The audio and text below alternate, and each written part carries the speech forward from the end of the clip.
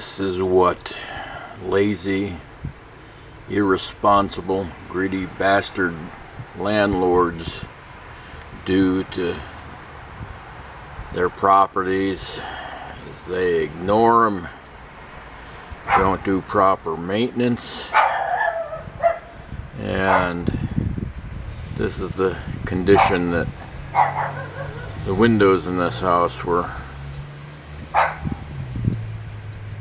This here was actually damaged by the roofers replacing the roof next door and dropping the stuff off the shit off the roof. I busted out that. Well, I've got a window on order to replace this, so we'll get this taken care of. But you know, just not doing the maintenance, just ignoring it, and then of course when you ignore it, you get water infiltration and you get rot. Well, I've been spending a few weeks now actually taking care of the problem. All these downstairs windows now are patched up and painted and sealed up, ready for the oncoming fall and winter season, and hopefully seasons well beyond that. But it's been a lot of work because you have to scrape and sand and fill voids with caulk and putty, and you have to take off as much of the old caulking that is around here, especially when they use 100% silicone.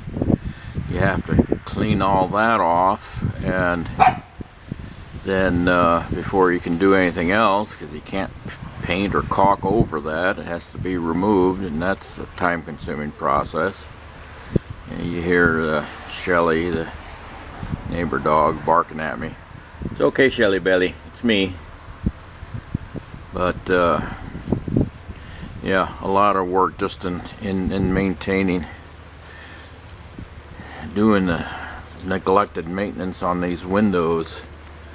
And these are, you know, the original frames, and you know, this stuff has not been done for years, decades probably. And I'll go inside and show you the worst of it. Alright, this is the second floor middle bedroom in this money pit project, and the windows in this room were the worst of any, and this western window here, this was a sill piece that I've removed, and you can see shape that thing's in, how rotten that is. Pulled that out. I found an old piece of wood that was probably a shelf in the one closet that I demoed. You always want to save every bit of wood in an old house because you never know when you're going to need it again. And what I had to do is I had to pull that out, and I had to cut a replacement piece. And this is the back side of the new piece inside, and then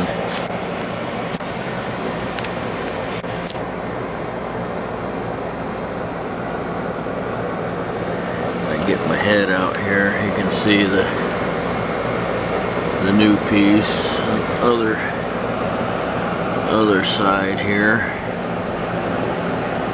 So that's all been replaced now, and I'm ready to start sanding this bare wood and getting some wood hardener protector stuff brushed onto it. That's the first step, to seal up the wood, and then I can caulk and or paint, caulk and paint. Seems to be the route I'm taking. Get it painted, and then get it caulked, and then once that cures a little bit, then get paint on that to protect the caulk so that it doesn't, you don't want to get all mildewed or whatever over time. So yeah, put in spray foam to fill in some of the voids, seal up for so there's no air infiltration around there, and hard to see, but that's all done. So now I'm on the prep and paint phase of this window here. But like I said, this was the second worst window. The top of the 2x4, that's the framed opening for the window on this one, was only, you know, halfway rotted. But we get over to this one here, and you can see, if I get down, you'll probably see the fact that there's light shining through, and there's a 2x4 there with nothing across the bottom of the window, and none of the sill wood is there. This is completely rotted away to the point where I had to take a plastic bag and some tape and cover this up until such time as I could get to it, so that the rain wouldn't just pour in and run down the wall like it's been doing for God knows how long. But you know, this is the kind of stuff that these worthless piece of crap landlords leave for the next unsuspecting fool. In this case, me. And you know, this is all work that has to be done to stabilize the house, keep it from rotting even more. And of course, it's work that doesn't affect the value of the property any. It's just work that has to be done. It has to be paid for, and there's no return on investment on this kind of stuff. The only thing is, I suppose, if you did have it inspected for, you know, trying to sell it or appraise it, get a loan on it or whatnot, you know, they might come along and look at these kinds of things and say, oh, this got to be fixed or whatever, you know. So, but yeah, so I've been doing this now for some time, getting all the sills upstairs done too, and oh, it's a lot of work, so just be careful when you buy an old house. Make sure that you look at it a little closer than I did in this case, and make a low bid offer if you like it and you want to buy it, and they either take it or they don't, and then you decide whether or not you want to pay more for it. But